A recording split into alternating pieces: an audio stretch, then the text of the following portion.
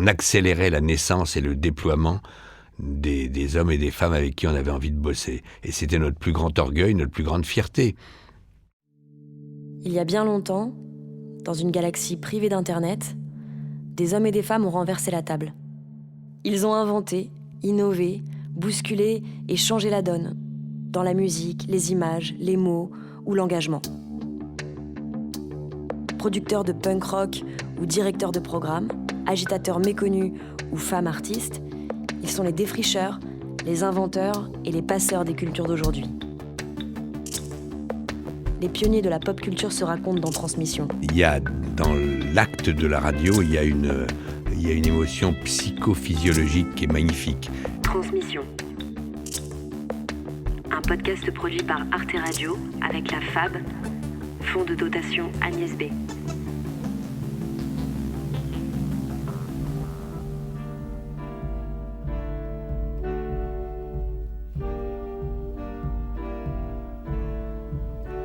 Cette émission Transmission a été enregistrée dans les studios d'Arte Radio, un jour de canicule de l'été 2019. Journaliste, curieux de tout, homme de radio et de télévision, enfant du jazz et père des enfants du rock, Pierre Lescure est une figure du dernier tiers du XXe siècle. Il y a 35 ans, il entraîne Philippe Gildas, un des patrons de sa jeunesse, des jeunes talents d'Antoine Decaune à Alain Chabat, pour une aventure promise à l'échec, la création de Canal+. Nous sommes en 1984, il n'existe alors que 3 chaînes publiques.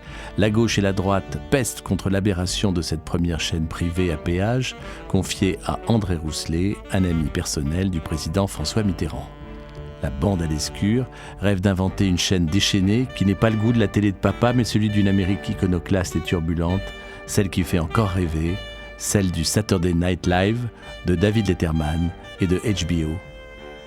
Nous vous proposons un voyage dans le temps à travers les passages de témoins, les histoires de transmission de cet homme qui se définit lui-même comme un accélérateur de particules. Pierre-François Amar Lescure, né le 2 juillet 1945 à Paris. Eh oui. Élevé à Choisy-le-Roi, c'était la ville de la marquise de Pompadour, mais c'était aussi la ville de Maurice Thorez. La ville de Maurice Thorez. Tout le monde n'a pas eu la chance d'avoir des parents communistes, mais vous avez eu cette chance-là. Oui, c'est une chance parce que, en plus, c'est une ville. Moi, je suis né donc en 45, donc entre 50 et 55, je suis dans une famille très engagée, donc forcément, on parle politique tout le temps et j'entends, même si je comprends pas toujours tout. Mais c'est une ville importante parce qu'elle passe alternativement presque à chaque élection, où elle est communiste, où elle est gaulliste, les gaullistes qui n'étaient pas revenus au pouvoir. Donc qui étaient à droite, mais une droite sociale et très engagée. Puis ils avaient été ensemble au gouvernement, juste après la guerre, communiste et gaulliste. Donc il y avait à la fois une fraternité, une opposition, puis des vrais débats forts. Donc c'est déjà un gros atout de grandir dans un débat aussi vif et nourri. D'autant plus nourri que les 2 parents sont journalistes. Ma mère est journaliste, mais dans des organes syndicaux qui faisaient vraiment de l'information syndicale. Mais mon père, oui, mon père a été communiste avant la guerre. Il a fait de la résistance. Il a même dû s'échapper à Alger. C'est pour ça que j'ai été conçu à Alger. Mais au sortir de la guerre, il est assez vite devenu rédacteur en chef de l'UMA, puis de l'UMA Dimanche, puis ensuite de France Nouvelle, de 3 organes du PC. Et il finira sa vie parce qu'il ne pouvait pas dételer, à l'UMA. Pour moi, gamin, entre 10 et 15 ans, donc entre 55 et 60, non seulement le PC fait 25%, mais l'UMA tire à 600 000 exemplaires. Donc c'est énorme. Et il y a plus de 200 journalistes. Et moi, non seulement je lis Pif le Chien et Placide et Museau, les bandes dessinées de l'époque, mais... Les bandes dessinées du Parti communiste. Du Parti communiste. Placide et Museau étaient communistes, comme leur auteur qui s'appelait Arnal, qui était un révolutionnaire antifranquiste espagnol. Pif le Chien était plus progressiste que communiste. Enfin bon. Parce qu'il avait un gadget. Il avait un gadget. Il avait des pois sauteurs. Autre conquête des sciences naturelles au service du gadget, ces pois sauteurs, qui s'agitent sans fin comme mus par une force magique. En fait, ce ne sont que de petites prisons à l'intérieur desquelles se débat une chenille. On peut vous demander combien vous avez dû comme ça acheter de pois sauteurs ? 10 millions. 10 millions de pois sauteurs, oui. Donc vous commencez le journalisme très tôt finalement, vers 4-5 ans dès que vous apprenez à lire. Oui, parce que je commence à faire des petits journaux à l'école, au lycée, parce que à l'époque, l'UMAC a ensuite été au carrefour avant d'être à Saint-Denis, ils ont été au carrefour Bonne Nouvelle, en face du Grand Rex, mais encore avant, ils étaient rue Réaumur, qui a été ensuite le cœur battant du François triomphant des années 60. Ils ont même été là. Donc moi, quand je suis gamin, je vais voir mon père. Mes parents sont séparés quand j'avais 6 mois, donc en 45, fin 45, début 46. Mais mon père me suivait de près. Et donc, ils s'entendaient bien tous les deux. Dieu soit, auquel je ne crois pas, mais Dieu soit loué. Et donc, j'allais dans cette rédaction avec les rotatifs qui tournaient. C'était fascinant. Donc, je rêvais de ce métier-là. J'ai jamais rêvé d'être pompier, j'ai rêvé d'être journaliste. J'étais fils unique, donc on me surveillait d'autant plus que mes parents étaient séparés, on vivait avec ma mère chez mes grands-parents. Et donc elle se rendait bien compte que je me passionnais pour plein de choses, mais je n'avais pas beaucoup de copains. Et donc elle m'a mis aux Éclaireurs de France, laïque, parce qu'elle pensait qu'elle n'avait pas envie de me mettre aux Vaillants, qui étaient les scouts communistes, mais elle avait déjà, dès 54, dès les événements de Pologne, avant même la Hongrie, elle commence à prendre ses distances. Ce qui n'est pas très, très facile à l'époque. Ah non, c'est pas facile, parce que vous êtes rejeté par la cellule. Elle a choisi le roi. Elle n'a plus le droit c'est tout juste si on ne change pas de trottoir quand on la voit. C'était dur de quitter le PC à l'époque. Et les premiers réfractaires ont vécu ça très rudement. Mais bref, elle m'a mis aux Éclaireurs de France et je la remercie chaque jour, car ça m'a appris le bonheur de vivre et de travailler, de construire et de lancer des aventures à plusieurs, en équipe, en groupe. Alors en 65, vous avez 20 ans. 2 ans avant, vous avez décidé d'être journaliste, de faire le CFJ. La radio commençait de connaître un développement majeur. La télé ne brillait pas par son information, mais il y avait quand même déjà 5 colonnes et le travail fantastique des groupes et de son orchestre. C'est en effet sur ces images, prises pour la première fois parmi les hommes d'une compagnie opérationnelle à l'Algérie, que nous avons tenu à ouvrir ce premier numéro de 5 colonnes à la une. L'Algérie, où vivent et se battent des milliers et des milliers de jeunes gens de France, les appelés. Nous allons vous faire vivre ce soir la vie de l'un d'eux, le sergent Charlie Robert, première section, 3e compagnie, 15e bataillon de tirailleurs algériens. Nous, on n'avait pas la télé chez moi, même quand j'étais au CFJ, mais on l'a acheté pendant le CFJ. Mon grand-père, donc, puisqu'on vivait chez mes grands-parents, quand Ruby tue Oswald dans un commissariat de Dallas, mon grand-père dit s'il commence à se tuer en direct à la télé, on va l'acheter. It began with the fatal shooting of Lee Harvey Oswald, the accused assassin of John Kennedy, by Jack Ruby. He's been shot. He's been shot. Lee Oswald has been shot. Donc on a acheté la télé. Et votre père, il vous pousse ? Mon père me pousse, oui, parce que mon père était vraiment, quand je dis qu'il n'était pas sectaire, il était très ouvert, il savait que mon engagement n'était pas politique, qu'il était d'abord professionnel et passionné. Moi, j'ai été engagé au Provençal, ce qui montre mon ouverture d'esprit et mon non-embrigadement. Et puis, ça se passe bien. Pendant tout l'été, je bosse comme un fou et je suis passionné. Je fais des tas de petits reportages, mais il n'y a pas de petits reportages, il y a du reportage. Et à la fin de l'été, je suis sur le point de signer mon contrat et de m'installer à Marseille.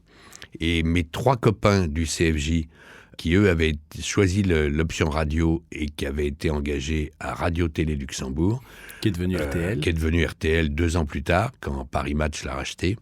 Mon copain Desjeunes, qui avait 4 ans de plus que moi, et qui était Jean-Michel Desjeunes, mon meilleur ami, qui était d'une modernité, avec une voix de radio à tomber, mais surtout une modernité journalistique qui en ferait un immense grand s'il n'avait pas décidé de mettre fin à ses jours il y a une 30aine d'années. Mesdames, Mesdemoiselles, Messieurs, bonjour. Les titres de cette édition de 13h, d'abord les réactions au plan social présentées hier après-midi, vous le savez, par M. Messmer et M. Edgar Faure.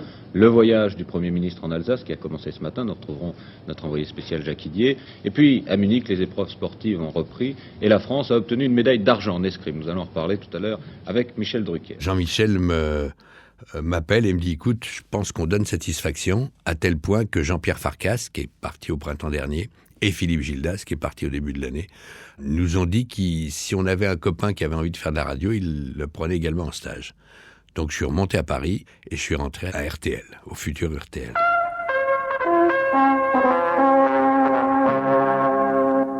Vous avez prononcé le nom de Jean-Michel Desjeunes, et quand vous dites Jean-Michel Desjeunes, il se passe quelque chose.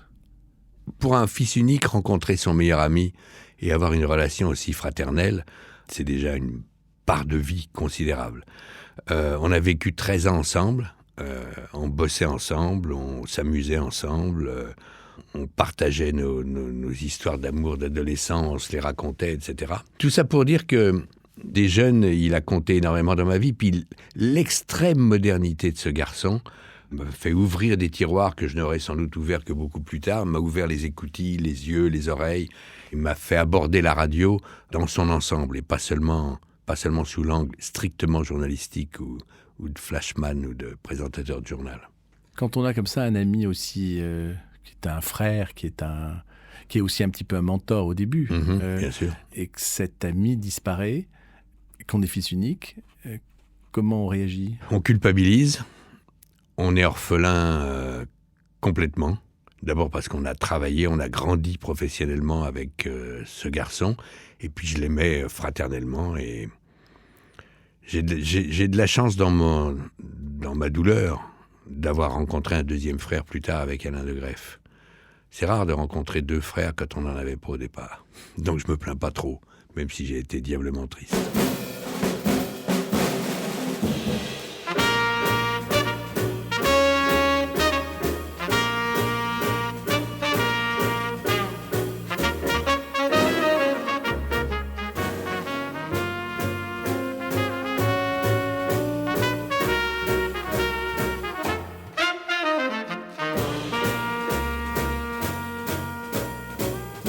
Qui est un enfant du jazz et le père des enfants du rock, quand vous entendez l'indicatif pour ceux qui aiment le jazz de Daniel Philippaki et Franck Thénault, qu'est-ce que ça évoque pour vous ?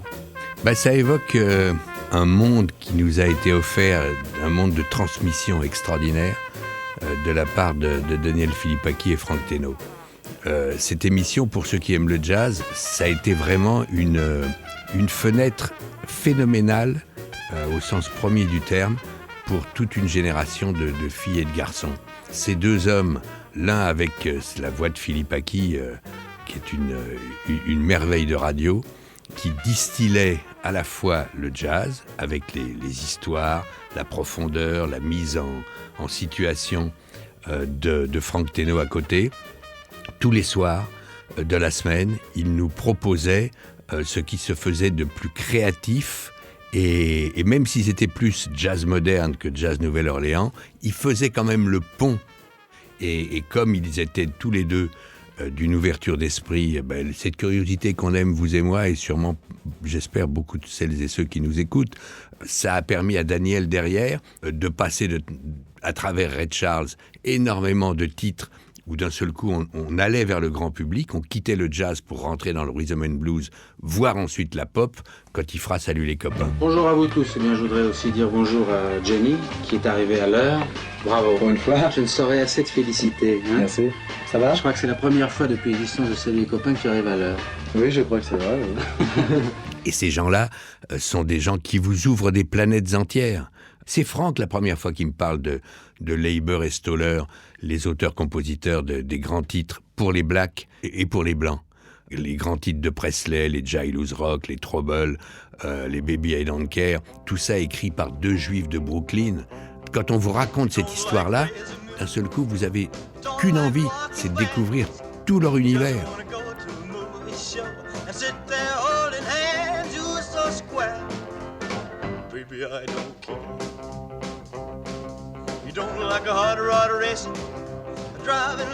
Moi, je suis absolument contemporain de l'explosion du rock avec des choses aberrantes. Mon oncle, qui était donc pas sectaire, qui a accepté très vite le rock tout en étant un malade de jazz, je me souviens qu'il m'a emmené à l'Olympia voir des affiches que Bruno Cocatrix, le grand prêtre de l'Olympia, dans ces années-là, des affiches totalement iconoclastes, incongrues, où vous aviez Bill Haley, l'homme qui a fait Rock Around the Clock, en américaine, c'est-à-dire juste avant l'entracte, puis vous aviez Mouloudji, en vedette. Oui. La transmission ne peut se faire que si vous n'êtes pas dans une chapelle.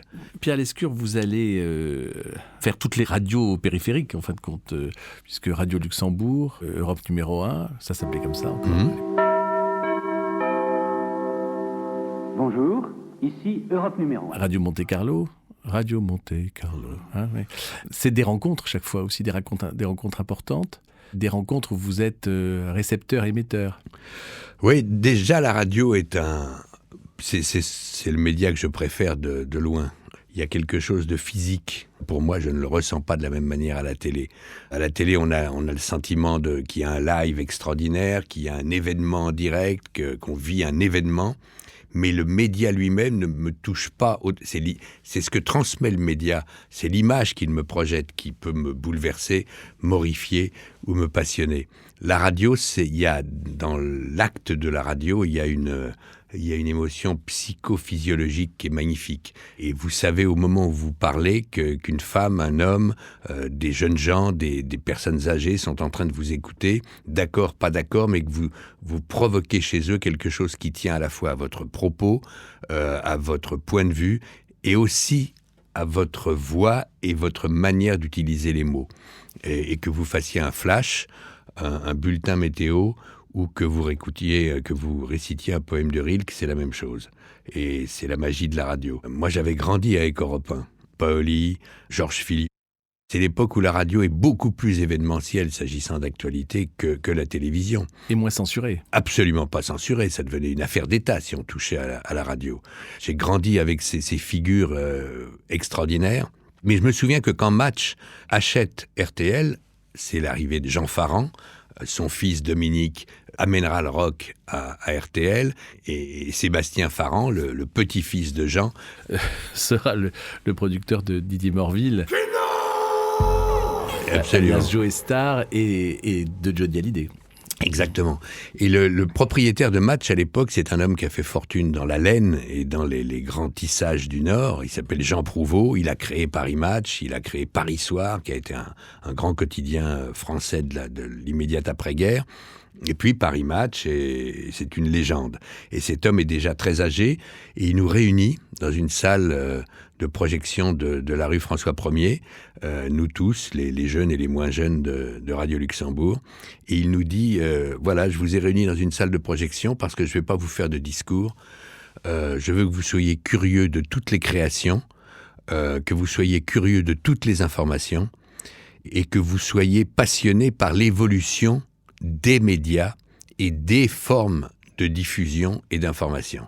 Je vais donc vous proposer un film et ça m'intéressera d'avoir vos réactions. Dans les semaines qui viennent, vous pourrez m'envoyer un mot, me dire ce que vous en pensez. Et il nous a passé Un homme dans la foule, le film avec Andy Griffiths. Look out for him. He's mean. Ladies and gentlemen, this is Andy Griffith, another sensational newcomer from Elia Kazan, who brought you Marlon Brando and James Dean and Carol Baker. I'm not just an entertainer.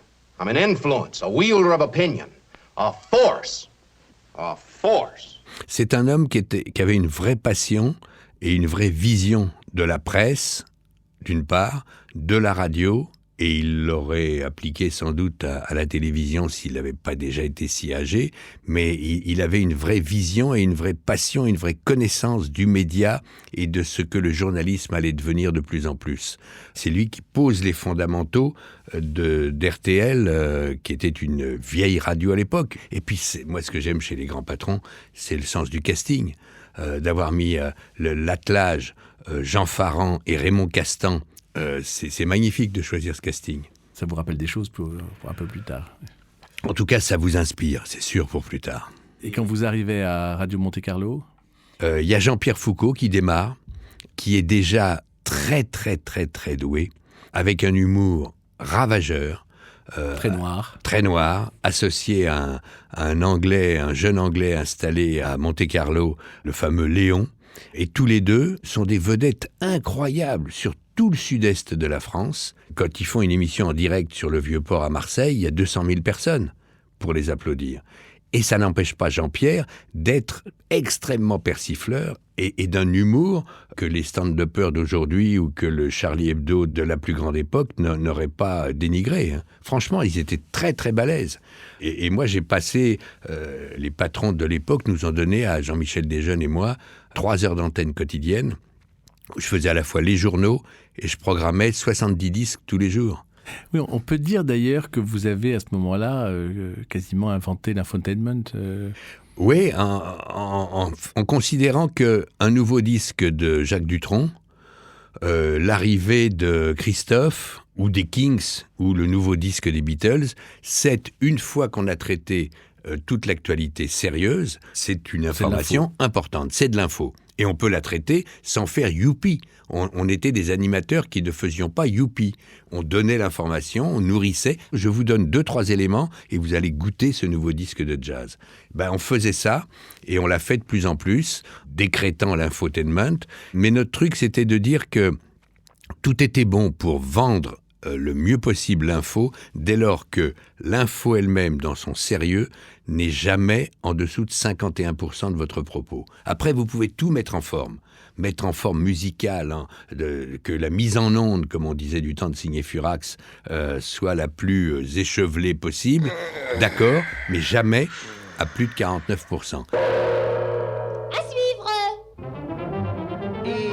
Qui la mise en onde? Et Pierre Arnaud de Châssy-Poulet, voyons. Signé Pierre Dac et Francis Blanche.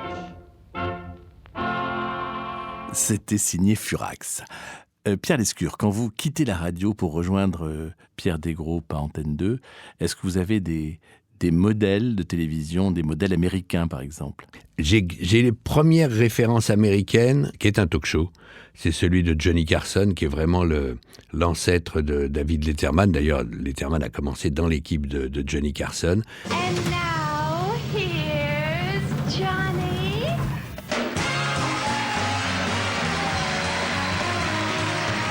C'est un comédien qui a commencé à faire de l'animation, qui a fait des sketchs, mais qui fait aussi des interviews à la fois drôles, mais qui font naître de l'info dans la bouche de son interlocuteur. Sa qualité d'ancien comédien fait qu'il est attractif et très performant dans ses sketchs, mais il y a une exigence d'écriture dans les sketchs et dans les interviews qui est un modèle pour moi et pour les quelques autres qui bossent avec moi. Donc Desgros fait appel à moi pour me dire, à l'époque, Desgros, qui est un visionnaire lui aussi, a créé 13 unités de programme. C'est révolutionnaire de dire je fais 13 unités de programme, les jeunes, le théâtre, le cinéma, les moins jeunes, etc. Et je vais leur laisser le maximum de liberté éditoriale. Alors il faut à la fois accepter, quand on est grand patron, de déléguer 49% de son autorité et de sa responsabilité, c'est révolutionnaire, mais ça vous donne des ailes. Et donc il me dit, il faudrait que tu me fasses des émissions pour les jeunes. Donc le rock, ça commence à s'installer, est-ce que tu ferais une émission autour du rock? Donc je lui dis oui, bosse là-dessus, puis propose-moi quelque chose. J'ai bossé dessus, j'ai dit, moi, vous savez, il faut me donner un directeur de production. Moi, j'ai pas cette expérience-là, j'ai fait quelques productions de documentaires, mais pas d'émissions de variété ou d'entertainment. Et on m'a présenté un garçon qui parlait peu, mais qui était donc un brillant monteur, qui était, d'après ce qu'on me disait, l'étoile montante de la production, qui avait 4 ans de moins que moi, donc il devait avoir une petite trentaine d'années, et moi 35, et c'était Alain de Greff. Alors Alain de Greff, vous prononcez son nom, c'était un monteur à Antenne 2? En gant blanc, hein. Il a commencé à monter de la péloche d'abord.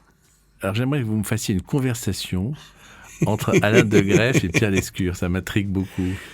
C'est-à-dire que avec Alain de Greff, on partait souvent en vacances ensemble.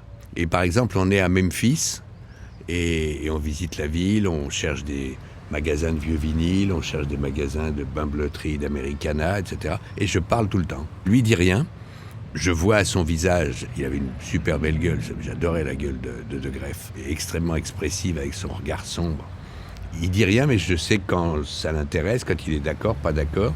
Et puis à un moment, il va dire « Non, on prend à droite, parce que c'est là qu'il y a le meilleur magasin de Memphis. » C'est-à-dire qu'il a dit 2 mots, mais qui vont orienter toute la journée. Et comment il le dit, ça? En borborigement un peu. On va aller un peu plus loin, parce que c'est un peu par là. Donc on va par là. Mais quand on avait une discussion contradictoire avec Alain sur le boulot, ou même personnel, mais sur le boulot le plus souvent, il y avait du temps toujours pour la gestation, pour la réflexion d'Alain. Et puis le moment où il va parler, en borborigement, il va sortir 2 phrases, mais qui synthétisent tellement sa conclusion que 9,9 fois sur 10, c'était pensé, digéré, cuisiné et élaboré. Donc, il n'y avait pas à discuter. Un jour, je lui ai dit un truc. Je lui ai dit, t'es sans doute le seul mec, si un jour j'avais envie de me suicider, tu serais sans doute le seul mec qui me convaincrait de ne pas le faire, mais peut-être tu me le dirais que le lendemain. Et finalement, on a créé les Enfants du Rock. En fait, les Enfants du Rock, quand on réfléchit, ça a été un creuset de ce qui sera plus tard Canal.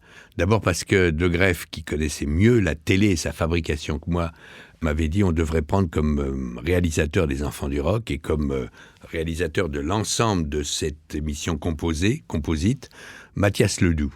Il a été un des plus grands réalisateurs de la télévision des années 80 et 90, travaillant aussi bien énormément pour Canal, où il a été le réalisateur de tous les pilotes, de toutes les émissions, depuis Les Nuls l'émission jusqu'à Nulle part ailleurs. Mais aussi, il a fait toutes les grandes émissions de Drucker. Celle où il y avait le plus de créativité, il était là. Et aux Enfants du Rock, c'est lui qui chapeaute tout. Et pour le générique, on a demandé à Mathias de travailler avec un type qui venait du print, qui venait de l'édition. Et de l'édition de Futuropolis, grande marque de BD, qui s'appelle Étienne Robial, qui est considéré sans doute, vous serez d'accord, comme l'un des plus grands graphistes de l'ère moderne. Et le travail d'Étienne Robial est considéré dans le monde entier, et dans toutes les écoles, comme un travail de référence sur le Futura, mais pas que sur le Futura. Et donc les lettres des Enfants du Rock et la mise en page ont été bâties à ce moment-là, de cette manière-là. Et pour lui, qui ne regardait pas la télé, je me souviens, le premier générique des Enfants du Rock, il me dit écoute, je regarde pas la télé, laissez-moi 4 jours. Donc on le laisse pendant 4 jours. Pendant 4 jours, il regarde la télé et il revient.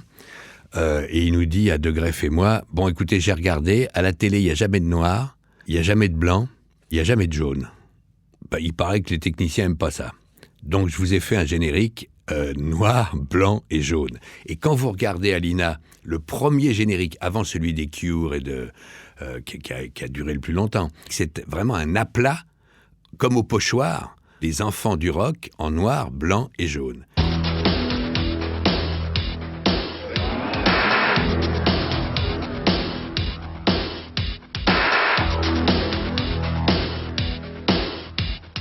Il a apporté ça, et ce graphisme inaltérable de Canal, ils peuvent tout changer, sauf la marque qui demeure comme un menhir, c'est du Robial. Pierre Lescure, est-ce que vous vous souvenez de votre première rencontre avec Antoine Decaune ? Je pense que c'est vraiment aux Enfants du Rock, avant les Enfants du Rock, quand lui avait commencé déjà à faire avec Chorus des concerts le samedi après-midi qui nous avaient ravis. J'avais une admiration sans borne pour sa mère et la modernité de sa mère, qui était une femme, Jacqueline Joubert, admirablement belle et la plus dense, je trouve, dans sa personnalité, des speakerines historiques de la télévision, qui a fait énormément pour les programmes de jeunesse sur la télévision de service public, et singulièrement Antenne 2 sous des groupes. Et puis j'avais bossé avec son père, dont l'originalité, la causticité, le timbre, magnifique timbre, avec une petite pointe d'accent anglais dans son sud-ouest. Enfin, il y avait tout chez cet homme. Et puis un grand sens de l'info, de la formule, des interviews d'une originalité, d'une personnalité rare. Un ami qui reçoit des critiques élogieuses, c'est comme si on les recevait soi-même. Donc le fils m'intéressait.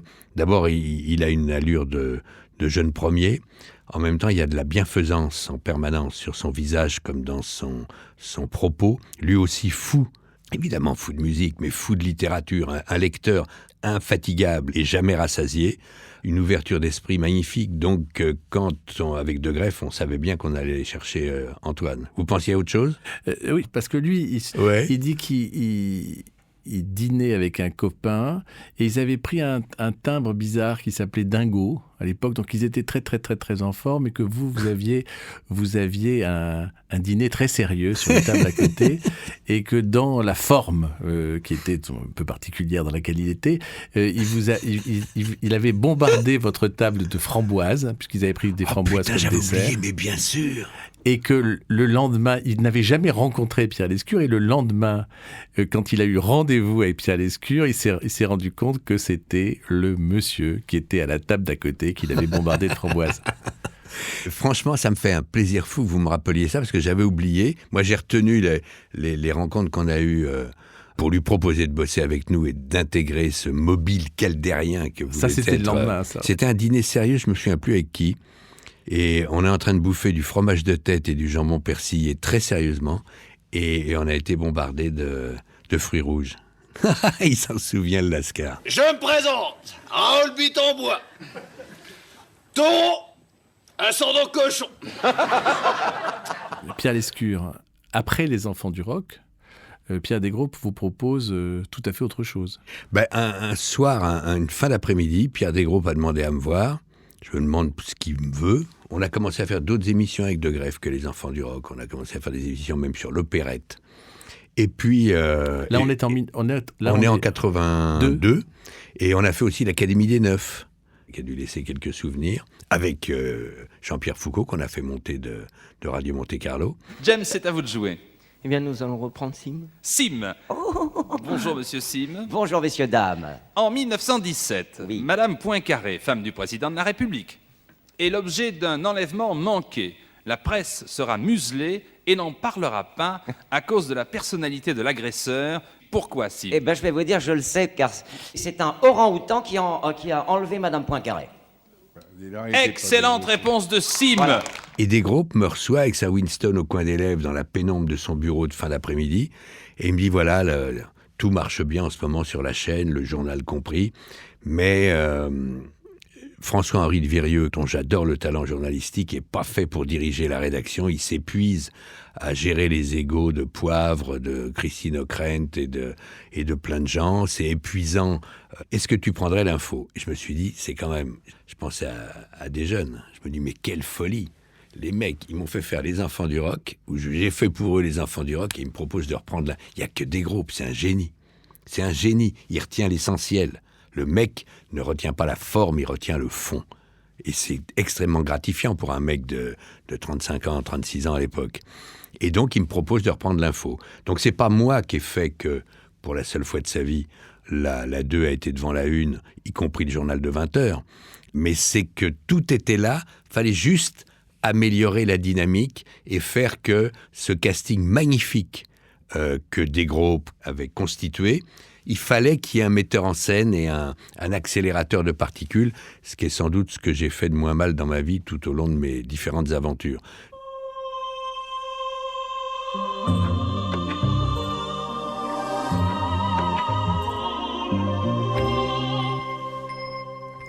Donc Pierre Lescure, ça fait 2 ans que vous êtes à la tête de l'information d'Antenne 2 et vous recevez un coup de téléphone, celui du président d'Havas, André Rousselet. Pour tout vous dire, ça fait déjà 1 an que les équipes d'André Rousselet chez Havas sont en train de bosser sur un projet de chaîne APH culturelle en couleur sur le réseau hertzien abandonné par TF1. Parce que la chaîne va être payante. Ça paraît aujourd'hui banal, mais les socialistes arrivent au pouvoir et ils veulent créer une chaîne payante. On est dans le truc inversé total. Donc, dans la symbolique, la droite gueule, tout le monde gueule. Et là-dessus, Rousselet dit à ses équipes, dont Bernard Brochant, qui est le grand patron de la pub à l'époque à Havas, à côté de lui, il lui dit, mais vous pouvez pas me mettre des noms. Donc, Marc Tessier, qui est le patron du développement d'Havas, marque quelques noms, Brochant, je sais plus qui en mal. Bref, il y a 5 noms, dont le mien. Et vous vous souvenez des autres ? Je me souviens de Philippe Labro, qui était également dans la liste, et puis j'ai oublié les 3 autres. Et Rousselet rentre chez lui, regardez l'ironie de l'histoire et la beauté de l'affaire, il rentre chez lui, il vit à l'époque avec une jeune femme, et il a 2 fils. Ils ont à l'époque tous les deux entre 16 et 14 ans. Et il est à table, il dit, moi en dehors de Labro, je connais pas ces 5-là, il faut que je commence les rendez-vous demain. Par qui vous commenceriez ? Vous avez une idée ? Et à ce moment-là, les 2 mômes et la jeune femme disent « Tu devrais recevoir Lescure, il a fait Les Enfants du Rock, il doit être sympa. » Tu te rends compte à quoi tient un destin parce que pour moi, on peut parler de destin, mais avec un petit dé. Et je l'ai vu 3 jours plus tard. Et il a été un peu surpris parce que je lui ai dit oui en 20 minutes. Il avait dit la veille, c'est lui qui me l'a raconté, il avait dit la veille à Mitterrand, en potant au golfe de Saint-Cloud, il lui avait dit « Je vais recevoir Lescure, qui est le patron de l'info sur la chaîne de Desgroupes, pour lui demander s'il serait intéressé par mon projet de chaîne à péage. » Et François Mitterrand, paraît-il, lui aurait dit « Ça m'étonnerait qu'il dise oui, il a une brillante carrière devant lui au service public. » Et donc, il était un peu surpris que je lui réponde oui en une demi-heure. Et je lui ai expliqué que moi, j'étais passionné par ce qui se passait aux États-Unis et au Canada. Aux États-Unis, c'était la naissance d'HBO. Et HBO, c'était pour moi l'avenir de la télé. C'est les plateformes d'aujourd'hui, mais avec plus de composés. Enfin, j'adorais ça. Donc, je lui ai dit oui tout de suite. C'est comme ça que ça s'est fait.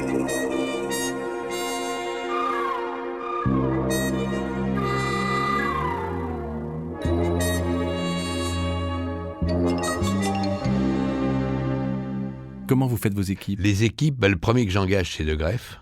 Qui dit oui aussi sans hésiter. Qui dit oui tout de suite, en me disant « J'ai attendu 2 jours quand même. » Il m'envoie une carte postale avec sa belle écriture en me disant « Je te ferai remarquer juste, mais je m'en souviendrai que j'ai attendu 2 jours pour que tu m'appelles. » Il y a Marc Tessier qui devient le directeur général financier et administratif de Canal. Qui sera le futur patron de France Télévisions. Et moi, je suis patron de l'antenne et du projet de programme avec De Greff. Et puis, on va attirer avec nous des gens avec qui on a effectivement bossé dans les années précédentes. Decaune, Alain Chabat, que j'ai rencontré à Radio Monte-Carlo en faisant des castings d'animateurs nouveaux.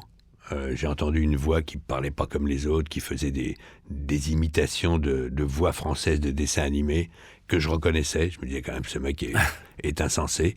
Et puis quand j'ai vu débarquer ce môme qui avait 20 ans, j'avais qu'une envie, c'était que nos routes ne se séparent jamais.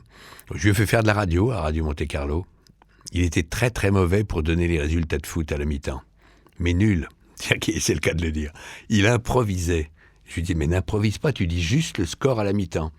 Et alors que s'il y avait par exemple Nice-Marseille, 0-0 à la mi-temps, il disait, alors, ils ont joué pendant 45 minutes, on était à la moitié du match, et ils n'ont pas encore réussi à se départager, et aucun n'a marqué de but.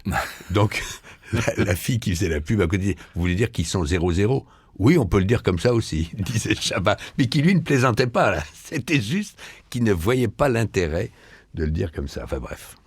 Les caractéristiques professionnelles, au-delà de leur talent et de leur créativité, de Decaune et de Chabat, c'est que ce sont sans doute 2 des hommes qui ont brillé à la télévision, qui sont les plus rigoureux, les plus obsessionnels du travail bien fini.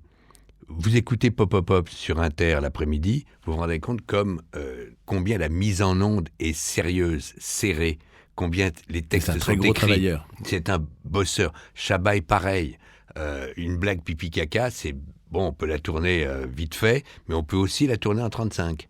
Et pourtant, ça n'est qu'une blague pipi-caca, mais ça devient une blague pipi-caca de référence. Il y a aussi déjà dès le début Michel Denisot. Il y a Michel Denisot que je connais depuis longtemps. Je l'ai engagé aussi à Radio Monte-Carlo pour faire des émissions le matin où il traitait l'actualité artistique, parce que je trouvais que sa manière de faire téléfoot, dont il est un peu à l'origine, je trouvais que c'était un journaliste de télévision extrêmement sobre, qui savait extrêmement bien faire parler les autres, qui était très à l'os dans sa manière de transmettre l'info et de trouver toujours la bonne question précise qui fait sortir... Presque british. Presque british. Pour un mec de Châteauroux, extrêmement british. Vous avez écrit aussi pour France Gall. Quand c'était une petite Lolita. Ouais. Une petite idiote qui ne comprenait... Elle a eu un mot sublime. C'était Annie aime les sucettes à l'année. Ouais, on lui a dit, mais pourquoi vous ne chantez plus Annie aime les sucettes ? Elle a dit, c'est plus de mon âge. J'ai rarement vu quelqu'un qui reste au fil des ans aussi passionné que moi par l'actualité, avant même que les réseaux vous nourrissent à gros bouillon. On ne l'a jamais pris en défaut, Michel, de ne pas être au courant de la dernière info qui complète la précédente. Pierre Lescure, à un moment, sur le message d'attente de Canal+, il y avait un morceau de musique que je vous propose d'écouter. Mm-hmm.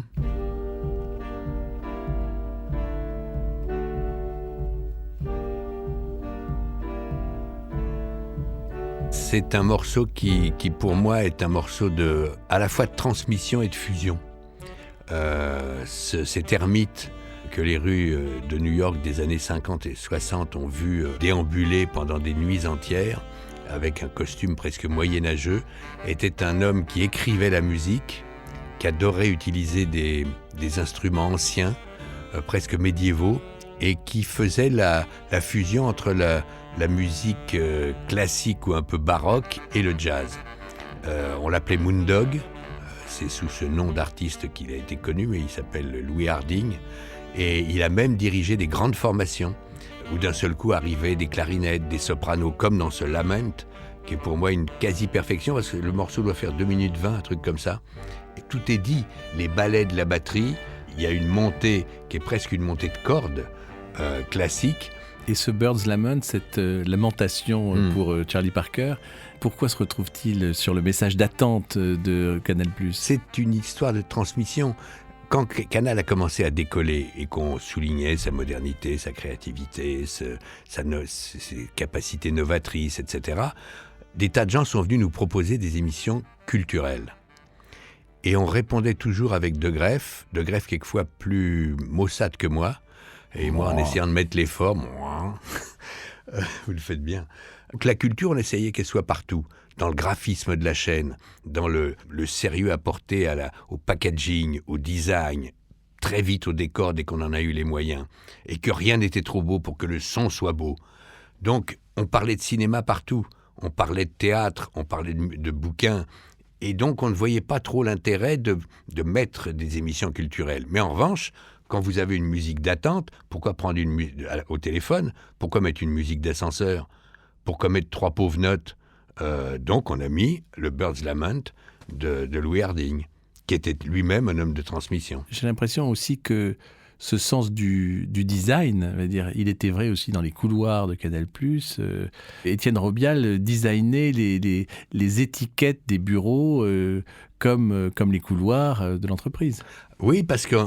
En noir et blanc. En noir et blanc, et quand vous alliez dans l'immeuble que Richard Meyer a dessiné au quai André Citroën, là où se sont installées récemment les équipes d'Europe 1, quand Canal s'est installé là, Robial, s'étant très bien entendu avec Richard Meyer, qui était un architecte très exigeant qui voulait aller dans les moindres détails, il avait compris qu'ils avaient entre ses carrés blancs à lui et la rigueur Futura de Robial, il y avait un cousinage. Donc il l'a laissé faire toute la signalétique. C'est indémodable et c'est gratifiant pour les abonnés. Tout ce qu'ils recevaient portait on n'avait pas fait un logo, on avait fait tout un habillage. Il y avait une Bible énorme, un bottin de création d'Étienne pour le moindre... Un livre d'images. Un livre d'images. Tous les messages de Canal, pendant 20 ans, ont toujours porté cette signalétique.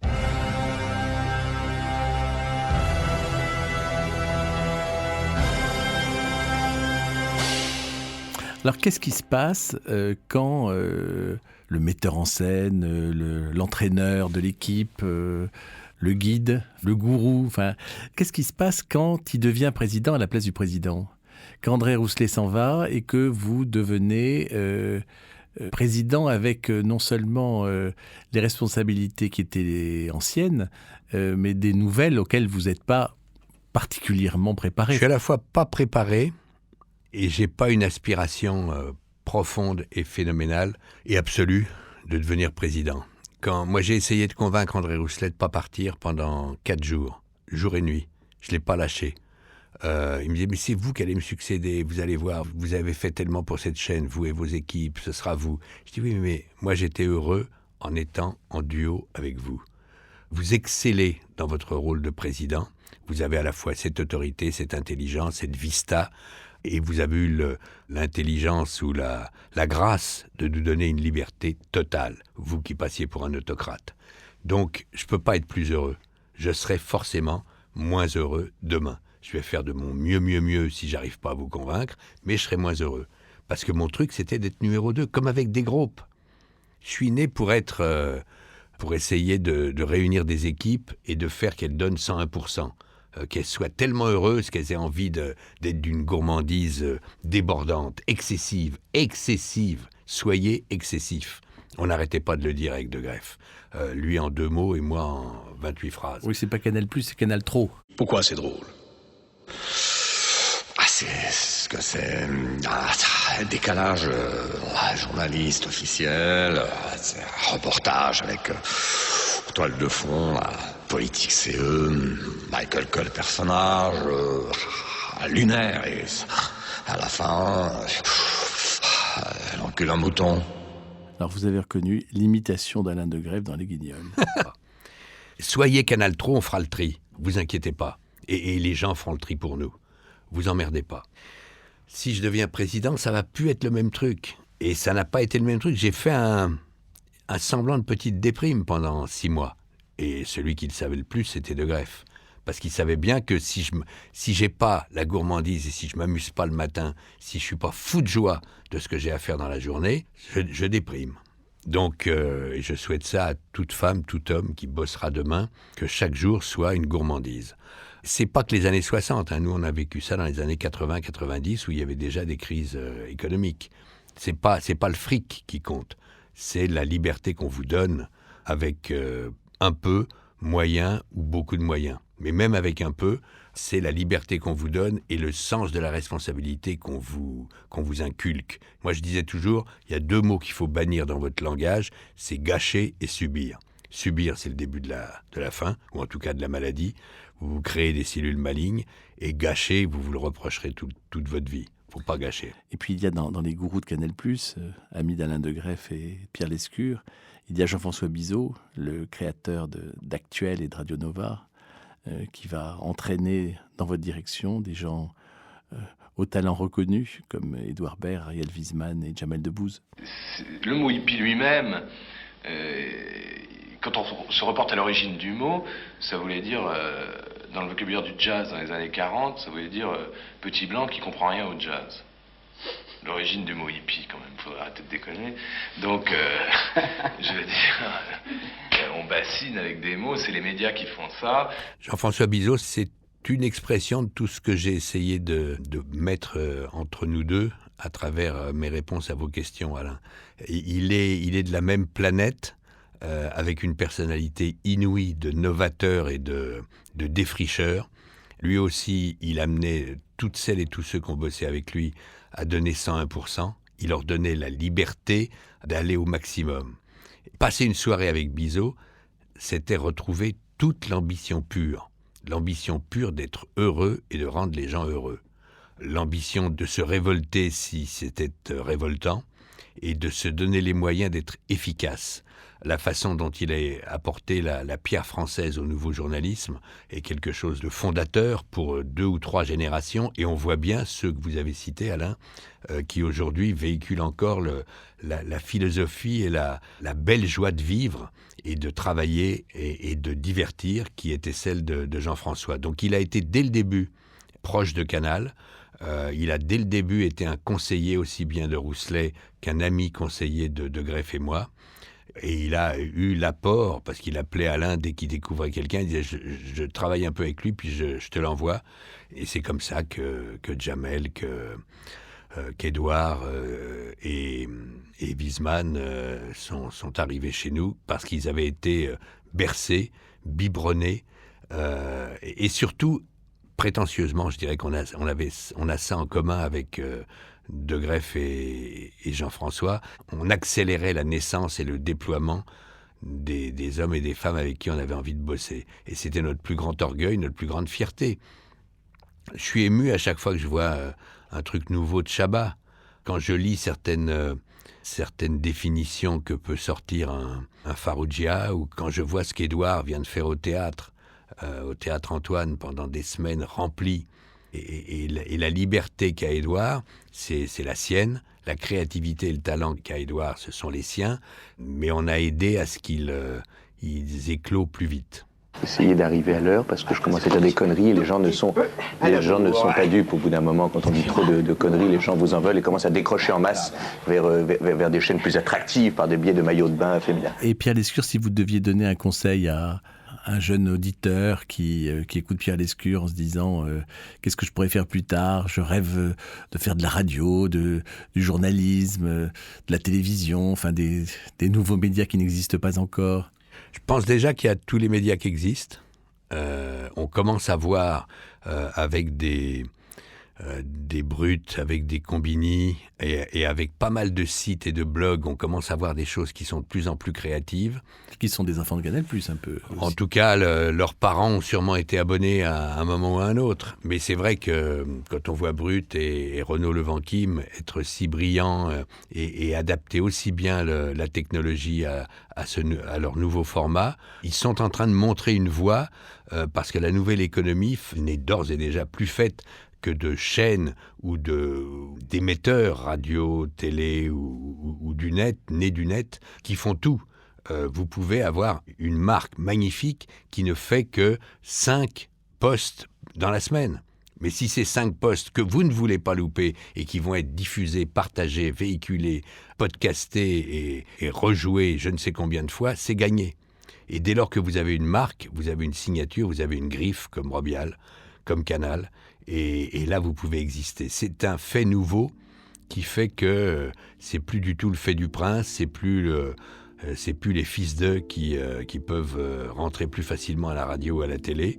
Je pense que l'ouverture n'a jamais été aussi grande. Il faut juste ne retenir que 2-3 principes sur le sens de la liberté et quand on l'a, en user au maximum.